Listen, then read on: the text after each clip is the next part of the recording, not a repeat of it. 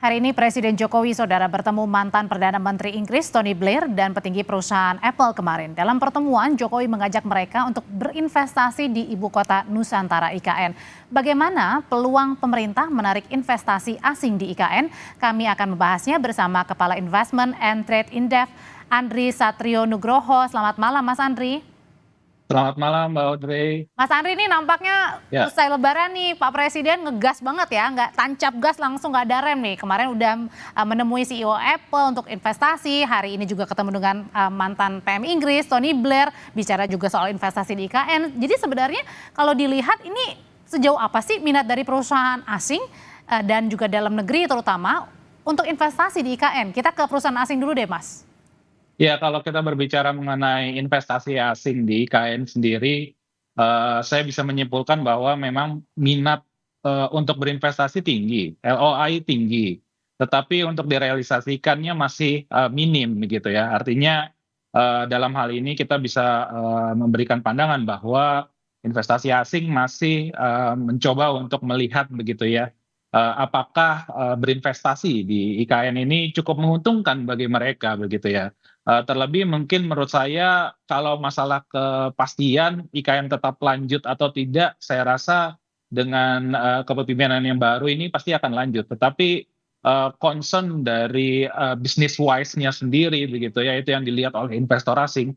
Apakah memang cukup menguntungkan begitu ya jika IKN ini hanya difokuskan sebagai ibu kota baru untuk menyelenggarakan pemerintahan gitu ya. Jadi wait and see-nya di Karena perusahaan asing ini sebenarnya yang mereka harapkan bukan hanya ASN aja yang pindah, tetapi juga bisa membuka lapangan pekerja, apa namanya mungkin membuka peluang-peluang baru dengan banyak masyarakat yang pindah, maksudnya gitu. iya betul, karena kalau kita hanya mengandalkan untuk ASN saja, ya maksimal saya rasa hanya 2 juta penduduk begitu ya, dan ini angka yang cukup kecil sekali begitu kalau kita berbicara mengenai investasi, dan tentunya investor asing pasti akan melihat apakah mereka dengan berinvest di IKN akan cepat balik modalnya atau mungkin investasinya jauh lebih besar dibandingkan keuntungan yang didapatkan. Nah ini menurut saya mereka perlu berhati-hati gitu ya untuk melihat dari segi keuntungannya sendiri. Ini berbeda menurut saya dengan investor di dalam negeri yang saya rasa mereka sudah cukup beberapa di antaranya cukup confident begitu ya. Apalagi kalau kita berbicara mengenai sektor-sektor properti dan juga real estate Mbak Audrey. Iya, karena real estate yang besar-besar di dalam negeri juga sudah mulai masuk ya.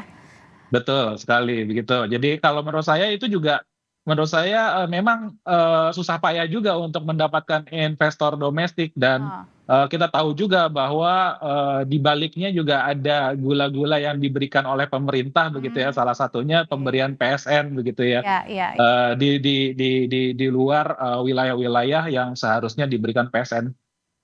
Kalau gitu kan kalau di dalam negeri tadi kan ada salah satunya mungkin yang dibikin menariknya adalah dimasukkan ke dalam proyek strategis nasional. Nah kalau misalnya di luar negeri sebenarnya seperti apa janji-janji yang juga harus direalisasikan agar si calon investor ini mau investasi di IKN? Ya pertama yang paling krusial dan juga menurut saya pertaruhan dari Menteri ATR BPN sendiri begitu ya, yaitu adalah persoalan lahan Mbak Audrey. Karena kita Hmm, melihat bahwa masih oke. ada persoalan hingga 2086 hektar lahan di IKN yang masih belum clean and clear. Nah, Hmm. menurut saya investor tidak ingin melihat bahwa mereka masih berhadapan dengan masalah lahan ini. Mereka ingin datang berinvestasi, lahan sendiri sudah clean and clear, dan mereka juga tidak mau bersusah payah begitu ya mengurusi Hmm, hal tersebut. oke. Nah, ini yang menurut saya juga harus diberikan kepastian bahwa investor bisa datang gitu ya dan berinvestasi di sana tanpa ada persoalan-persoalan terkait dengan masalah dasar seperti lahan begitu Mbak Audrey. Mas Andri kalau gitu kalau misalnya mungkin saja investor asing ini masih berpikir 2-3 kali mungkin berkali-kali untuk mau investasi di IKN.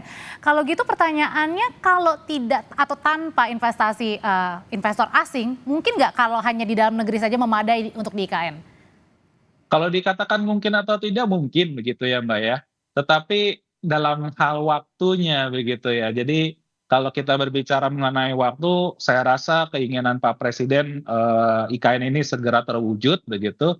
Tetapi kalau kita hanya mengandalkan pertama dari segi APBN, yang kedua adalah investor domestik, Hmm. yang tentunya nilai investasinya tidak sebesar investasi asing, maka kecepatan dalam membangun IKN, bahkan menjalankan pemerintahan di IKN itu semakin lama. Dan tentunya menurut saya semakin lamanya IKN itu nantinya tidak terisi begitu ya, itu juga malah menimbulkan biaya yang harus ditanggung oleh pemerintah begitu. Hmm. Dan menurut saya ya pada akhirnya segala cara dilakukan oleh Pak Jokowi bagaimana agar investor swasta bisa segera menanamkan modalnya di dalam negeri.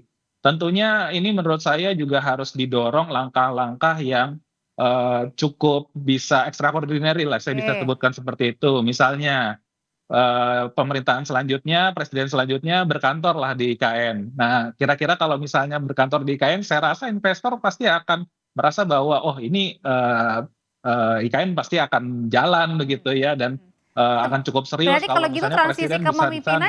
transisi kepemimpinan ini juga bisa mempengaruhi dong, mau atau tidaknya nih minat investor asing terutama untuk Iya investasi. betul, ya menurut saya kalau hanya dijanjikan bahwa, "Oh, oke nanti, upacara, kemerdekaan Ya. akan ada di IKN," saya rasa belum cukup begitu ya.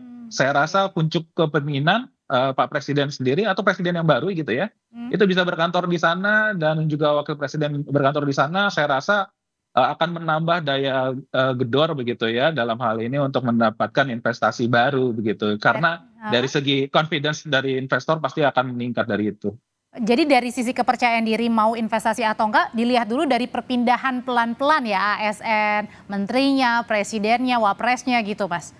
Betul, karena tidak banyak sebetulnya saya bisa katakan ASN yang mau ikut serta, secara volunteer bahkan ya untuk berpindah ke IKN. Itu Nah ini yang problem menurut sendiri saya mungkin jangan-jangan ya? betul, menurut saya ini yang harus, diselesaikan juga begitu bahwa, investor juga melihat, investor asing terutama melihat bahwa, ini masa transisinya juga masih cukup lambat. Bahkan kemarin kan kita tahu bahwa yang, ditargetkan Maret 2024 ASN berpindah di sana, ini juga dimundurkan gitu Hmm. ya. Hmm. Dan ini yang menurut saya juga menjadi sinyalemen bagi investor bahwa, apakah mereka akan untung gitu ya dengan berinvestasi di sana manakala faktor yang cukup utama, penduduk yang di sana, yaitu ASN sulit untuk berpindah. Nah, kalau pucuk pimpinannya sudah berpindah, misalnya presiden berpindah ke sana, saya rasa semuanya pasti akan mengikuti. Dan ini menurut saya, jadi salah satu faktor penggerak yang akan cukup masif gitu ya, manakala,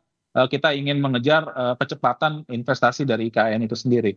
Sebenarnya mimpi dari IKN ini akan dibuatnya seperti apa sih, Mas? Kalau dilihat-lihat kan ini juga ya dari Tony Blair Institute katanya akan membantu Mhm. percepatan transformasi digital pemerintahan, kemudian juga pembuatan panel surya di IKN yang katanya juga akan didukung oleh Uni Emirat Arab. Seperti apa sih nanti?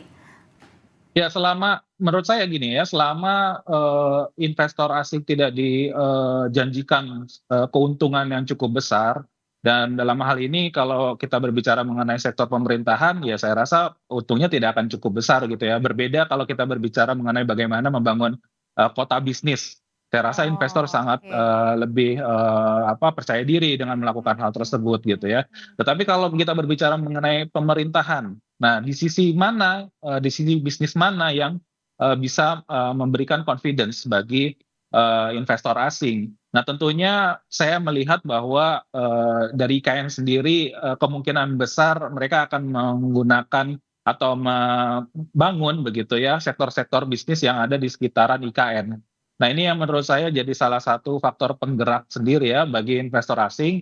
Mereka bisa berinvestasi di sana dan tentunya mendapatkan, keuntungan di sana. Kalau hanya bergerak, di sektor pemerintahan saya rasa sangat kecil untuk mendapatkan keuntungan gitu ya, Mbak.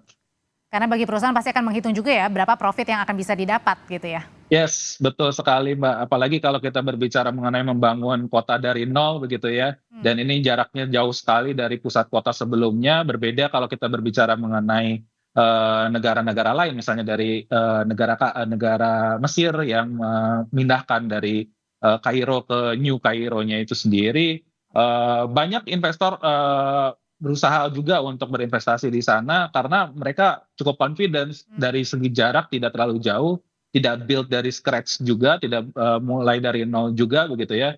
Dan tentunya di sana juga ada pusat-pusat bisnis gitu ya. Oh, Jadi oke. investor diarahkannya ke sana, ke Baik. pusat-pusat bisnis di wilayah ibu kota baru.